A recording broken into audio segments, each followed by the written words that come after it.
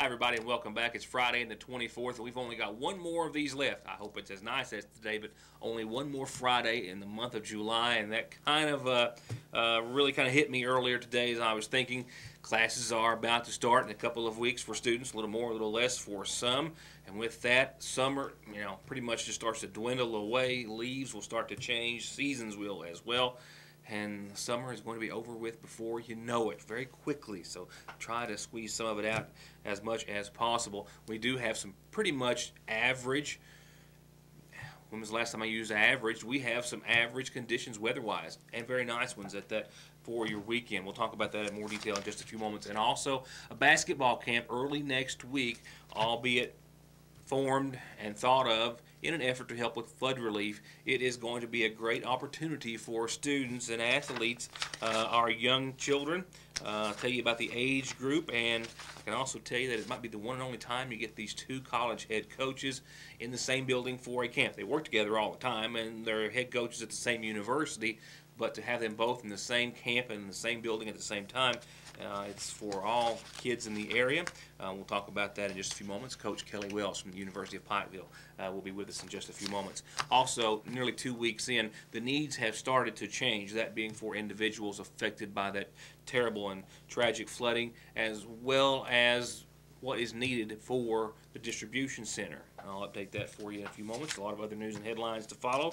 And now what's left of the half hour. I've heard of scams before in which individuals would be called and the number on the ID was not actually the number that they were calling from, and that leads us into this next report and a warning from the West Liberty Police Department about a scam. It's actually twofold: email and then telephone, and it's been very convincing for a couple of reasons, but it's circulating in that area and it's well expected to possibly make its rounds elsewhere as well. But the West Liberty Police Department says that it is a debt collection scam. It starts with an email that someone receives, and in that email it has language referring to laws and regulations, as well as referring to the FBI and local police. It also says that you owe some sort of a debt, and they being the Cash Advancing Corporation, it says, are going to file suit against you unless you take immediate action. There's a telephone number that is listed. If you call that number, there's so far what's been described as a heavily accented mail that will instruct you to go to a local store and then calling back for further instructions. Is thought, as often is with other popular scams, popular being maybe a poor choice of words, the victim is going to be instructed to purchase some sort of a cash card and then later given an avenue by which the scammers will receive its cash value. And it's also thought the scammers obtain the victim's telephone numbers when the number given in the original email is dialed. If you don't follow the instructions, another individual, this a heavily accented female, calls and has been calling West Liberty and Morgan County residents, and your telephone ID display shows up West Liberty Police 743-4385. The female identifies herself as an officer with the West Liberty Police Department and insists the debt must be paid immediately and gives further instructions on how to make a MoneyGram payment. You may ask to whom the debt is owed, but they claim it's confidential, can't be released. This should scream a scam, but sometimes they are very, very convincing. They say if you refuse to pay the scammer, they threaten to have you arrested by the West Liberty Police Department. Obviously, it's not associated in any form or fashion with the West Liberty Police Department. So they're troubled to learn that in some cases the scammer may know your zip code as well and some other personal information possibly. The Kentucky State Police and the Kentucky Attorney General's office are both aware of the scam. It has been forwarded to federal agencies. The telephone number provided in the email seems to be from a switch in the Buffalo, New York area, but it's likely originating from overseas. Bottom line is, don't fall victim to it, and then call the Kentucky State Police at 1-800-222-5555.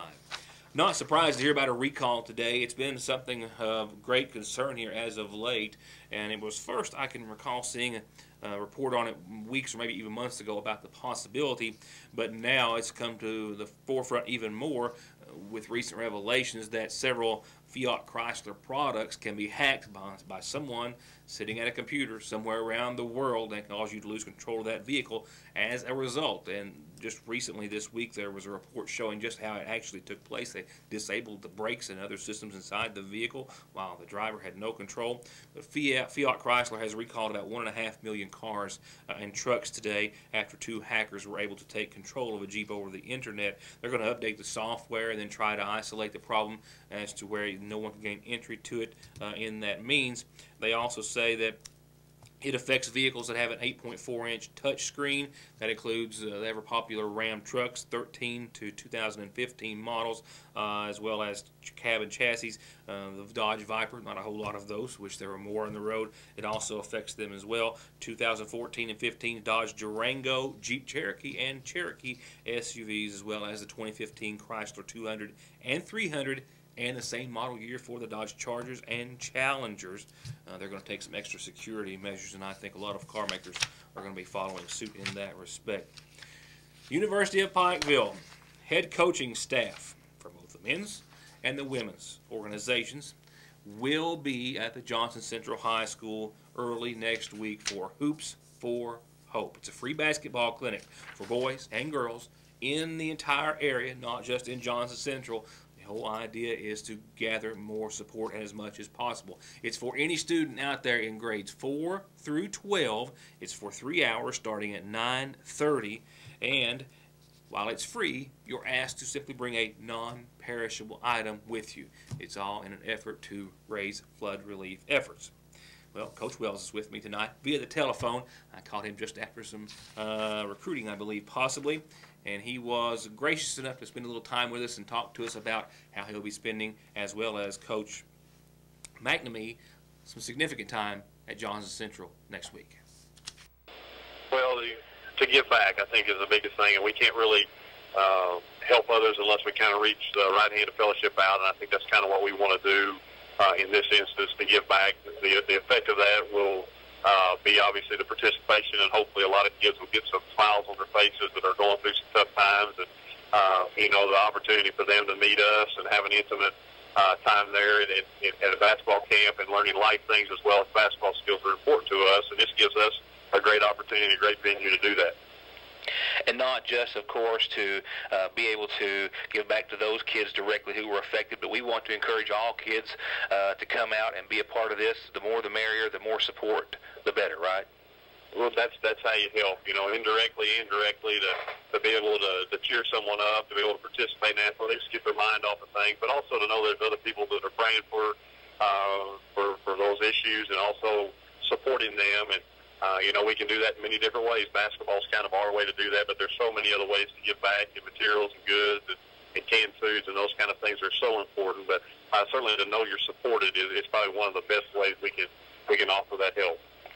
Well, it's obviously a great thing that you and Coach McNamee are taking a part in, but it's also, I think, a bit of a rare occasion, I'm assuming, and it's going to be a wonderful benefit to have you two in the same building for a camp for these young people and some staff, I'm sure. So this is, I'm assuming, is going to be a really great opportunity for these kids, in addition to the cause.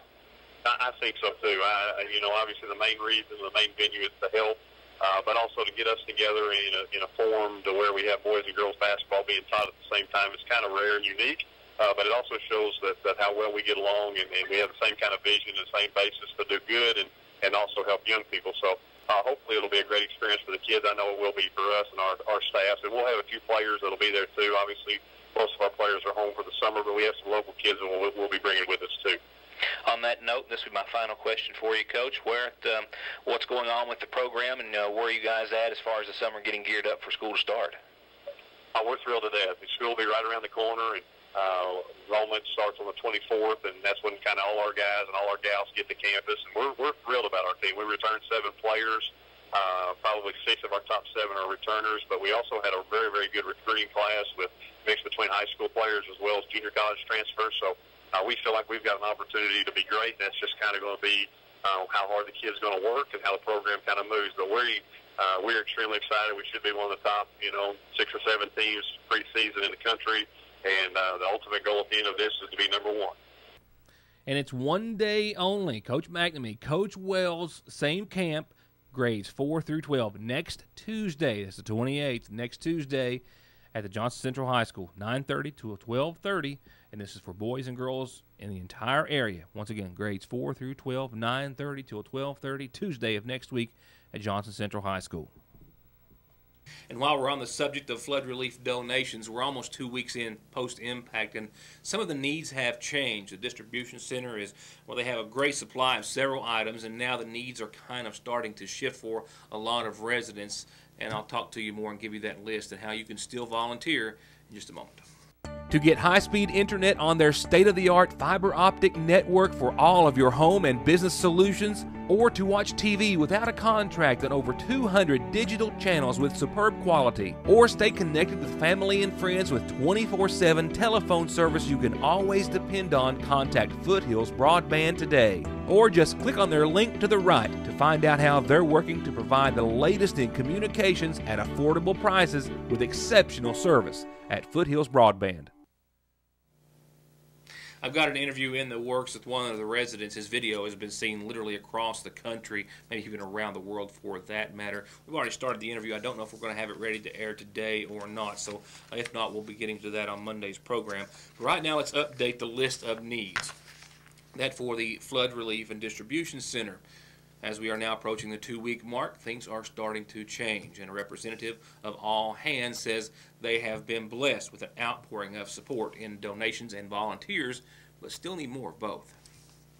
As we approach the 2-week mark, All Hands Volunteers has been in Johnson County since soon after the impact.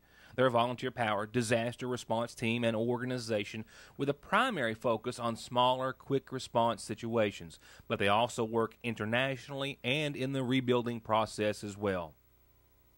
Alex, with All Hands, tells me that they are open in the Johnson County Flood Relief and Distribution Center in the Mayo Plaza 7 days a week, 8 a.m. to 8 p.m.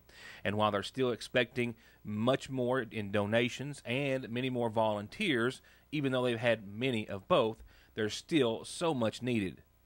We're here for at least a couple weeks to make sure that people have what they need.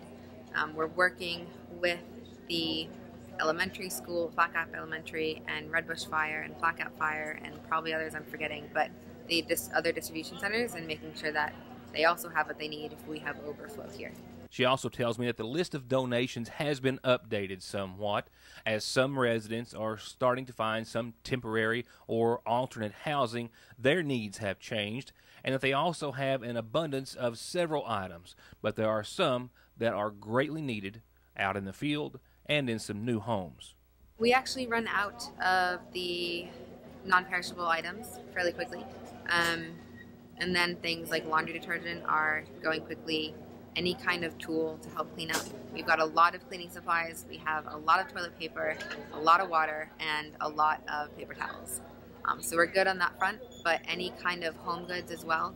We've had more people coming in recently that are saying that they're finally getting an apartment, they're leaving friends that they're living with, and they're finally going off somewhere on their own, and they don't have anything to start over with. So any kind of home goods that they can help use to set themselves back up, those are good items. And while she says so many people, even flood victims themselves, have been so gracious with their time to volunteer, there's still a great need. The phones are still ringing. More donations are coming in, and there's always room for more help. So this is my first true rapid response, to be honest. We've had probably over 200, 250 volunteers this week, and a lot of repeats. We've also had families that were affected come in, get what they need, and volunteer with us, which is amazing. It's great. Everyone wants to help. There are groups that are calling in. There are people calling in for donations every day. They're coming throughout the week next week. It's just everyone wants to help, so it's amazing. First up, an apology, spell check. I'm the victim of that. Alex spells her name A-L-I-X. My apologies. The Johnson County Flood Relief and Distribution Center, as has been, is open 7 days a week, 8 a.m. to 8 p.m. If you have questions about donations or plan on making some, please give them a call. It always helps to move things along, 792-5105. One of our other top headlines in a few minutes will not just be this gentleman from Estill County, but a man from Agawfa County who has once again been rewarded for his talents on the job and somewhat after the job as well. We'll get to that in a few moments. Right now, here's tonight's McGoffin County Farm Bureau-sponsored community calendar. And I've got pages and pages of requests for a special anniversary wish this evening. So let me just shorten that list of well-wishers by saying from a whole lot of family and a whole lot of friends to a couple celebrating their 50th anniversary today. And I'm told so graciously that they're avid watchers of Your News Today. Can't tell you how much that means to me. But more importantly, happy anniversary today from a whole lot of family to Angie Laverne Wheeler Crace and Herman Delbert Crace of Littoral Fork here in McGoffin County. Happy 50th anniversary.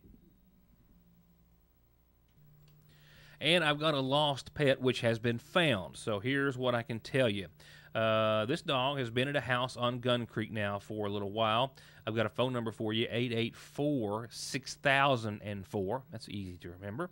Ask for Sharon. It is well behaved. They are certain that it's a pet, and they just like to see it returned with its owners and brought home. So if you are missing this pet or know someone who is, once again, that number, 884-6004. It's a pet found in the Gun Creek area, well behaved, and probably wants to go home. Remember, it's time to take a journey off the map, that is Vacation Bible School, next Monday through Wednesday here in Sagersville, 9 to 11 each morning at the Mount Sinai Church on West Maple Street. This is your invitation. Kids, come and join them for Vacation Bible School. A reminder for this weekend, Stinson United Baptist Church is having a Family and Friends Day this Sunday. Lunch it will be served after the service, and this is your invitation to come and join them at Stinson United Baptist Church for some fellowship, for service, and for Family and Friends Day. This just in, the Sagersville Grade School has set a site-based council meeting for this coming Monday, the 27th, that is Monday, at noon. They will consider approving fundraising requests for cheer and football and going to closed session to discuss the hiring of a certified position. And coming up on the very last day of this month, beginning that evening, it's a night fishing tournament sponsored by the Sagersville Fire Department. It will run from 7 p.m. to 1 in the a.m., $1,000 payout guaranteed, just $100 per boat to enter. I think they've already got over a dozen, maybe even more than that, boats entered to make the run over to Paintsville Lake on the 31st. I'll tell you about it a couple of times next week. That does it for local announcements on this Friday, except for one. A reminder, announcements on our calendar are free, birthdays and anniversaries too, and you can get them to us by any means you so choose. Drop them off here at the studio as well. And remember, you can always catch programming the following day on yournewstoday.com. I'll be right back. To get high-speed internet on their state-of-the-art fiber optic network for all of your home and business solutions, or to watch TV without a contract on over 200 digital channels with superb quality, or stay connected with family and friends with 24/7 telephone service you can always depend on, contact Foothills Broadband today. Or just click on their link to the right to find out how they're working to provide the latest in communications at affordable prices with exceptional service at Foothills Broadband. One more headline before we go on to the weather forecast, and it should bring a smile to your face. Don't know the last time I could say that, or did say that. Apparently, Chuck Ward of the McGoffin County State Highway Department is pretty good at what he does, or no one else does it. I think it's the first. I know Chuck personally, and you should know at least of him, because nearly every year it seems as though he is being recognized for outstanding performance on and after the job. Two equipment operators from the Department of Highways in District 10 have earned top honors in individual competitions at the statewide equipment rodeo. Held earlier this week on Tuesday and Wednesday at the Kentucky Horse Park in Lexington. One of these days, somebody's going to get me some video of this. That would probably be pretty cool to watch. I'm sending a message there. Not too subliminal either. Greg Arvin from Estill County, seen here, and Chuck Ward from McGoffin County will be among the Kentucky representatives competing in the 2015 Southeastern Regional Equipment Operators Rodeo and Safety Training Conference. And they'll be traveling, well, this is pretty cool, they'll be traveling to Myrtle Beach in September on the 14th through the 17th to be there. Arvin won the statewide competition in the single axle truck category, while Ward placed second. Arvin also finished second in the backhoe competition. Arvin had qualified for the state event by virtue of winning the backhoe competition at the district rodeo, while Ward was the overall individual district winner. Arvin also, we're told, placed second statewide in the single axle truck competition last year. So once again, says District 10, District Engineer Corbett Cottle. Our district competitors have represented us well in the statewide rodeo. Congratulations, best of luck in September in Myrtle Beach, and get some video this time, Chuck. And all 12 equipment operators from Kentucky will be participating in the regional rodeo. I probably made a poor choice of words earlier when I said an average forecast, because it's hard to describe such a beautiful weekend ahead as just mere average. And it's really not even that, even though there is some normalcy to the forecast for the time of year, and we don't experience that very often. Temperatures actually, for the most part, maybe been a tick or two below that. So, nice. Beautiful. Those are good words. A low of 61 tonight. Look for some more of that patchy fog to roll in. Otherwise, clear skies tonight. And a north-northeast wind, 5 miles per hour, becoming calm in the evening. And here is your Saturday looking at you. Patchy fog in the morning, gone by around 9. Otherwise, sunny and a high in the mid to upper 80 range. 87, calm wind. Mostly clear skies will continue throughout the end of your Saturday. We'll see the mid-60s for nighttime lows. And as for Sunday, ditto, another gorgeous day in the neighborhood and in the viewing area. We'll see mostly sunny, upper 80s, right around 88, I think. I think I scored an 89 today here at the newsroom for our daytime high. A low close to 70. It's going to be gorgeous. That 20% chance of showers and storms, I don't even worry about that, because I think it's a late Sunday night into your Monday. Now, we will start off next week, albeit with partly sunny skies. We've got a front that comes in and knocks temperatures down a bit, down to 83, with the threat of some showers and thunderstorms, mainly after 10 a.m., but still partly sunny, a few clouds late, and we'll see that threat of showers and thunderstorms roll back in, and it hangs tough for basically each and every day next week, Monday through Friday, and that's as far as your forecast goes. Tuesday to the tune of 30% under 87-degree skies. Wednesday, 89, but still a 20% chance of showers and storms. Don't see any major weather makers in our future. Just back to that potential scenario. We do have a cold front to speak about when I see you next, looming. But all in all, I am very agreeable and have approved of your forecast. So is Licking Valley RECC.